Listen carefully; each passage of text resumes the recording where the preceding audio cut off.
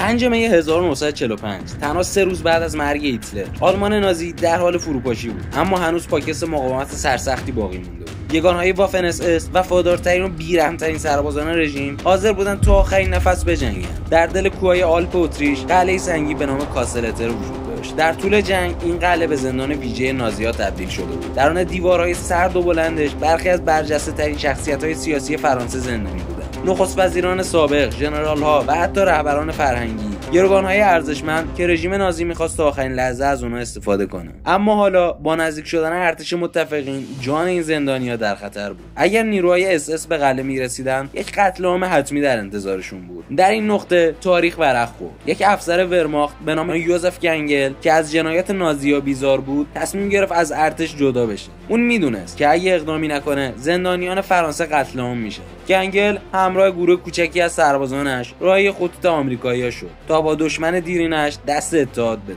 اون سوی خط فرمانده آمریکایی جان لی با اقدامی جسورانه پذیرفت که به گنگل اعتماد کنه. دشمنان مرگبار در آخرین روزهای جنگ متحد شدند. اونا با هم به سمت قلعه اتر رفتن. تصویری فراموش نشدنی شکلیه. سربازان آلمانی در کنار سربازان آمریکایی آماده برای جنگیدن دوشادوش و زندانیان فرانسوی مسلح به اسلحه‌هایی که تو عمرشون دست نگرفته بودن. سحرگاه 5 می نیروهای وافن اس اس قلعه رو محاصره کرده بود. صدای مسلسل‌ها و توپخونه دیوارهای سنگی قلعه رو لرزوند. باران گلوله آغاز شد. مدافعا تنها یک تانک آمریکایی شرمن داشتند، اما خیلی زود تانک هدف قرار گرفت و نابود شد. از این لحظه به بعد همه چیز به شجاعت و اراده انسان‌ها بستگی داشت. ساعت‌ها جنگ ادامه پیدا کرد. گلوله‌ها تموم می‌شد. مهمات کم می‌اومد و فشار دشمن لحظه به لحظه بیشتر می‌شد. اما مدافعان عقب ننشستند. فرانسوی‌ها کنار آمریکایی‌ها جنگیدند. آلمانی‌ها که تا دیروز دشمن متفقین بودند، برای دفاع از همون زندانیان فرانسوی جونشون رو به خطر انداختند. در اوج نبرد، یوزف گنگل، همون افسر آلمانی که شجاعانه مسیرش رو تغییر داده بود، برای رسوندن پیام کمک از سنگر بیرون اومد. اما یک تک‌تیرانداز اس اس قلب اون رو نشونه گرفت. گنگل همونجا کشته شد. مرگی قهرمانانه برای مرگ در تاریک‌ترین روزهای تاریخ راه انسانیت رو انتخاب کرده بود. اما مقاومت ادامه پیدا کرد و درست زمانی که آخرین فشنگ‌ها شلیک می‌شد و همه تصور می‌کردن پایان نزدیکه، صدای موتور جیپ‌های آمریکایی از دور شنیده شد. نیروهای کمکی از راه رسیدند.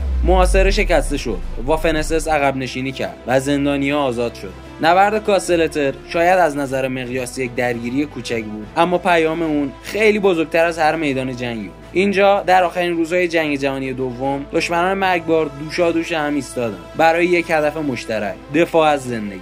و تاریخ این لحظه رو به یاد سپرد. نبردی عجیب که نشون داد حتی در میانه تاریک‌ترین جنگ‌ها انسانیت هنوزم میتونه پیروز باشه.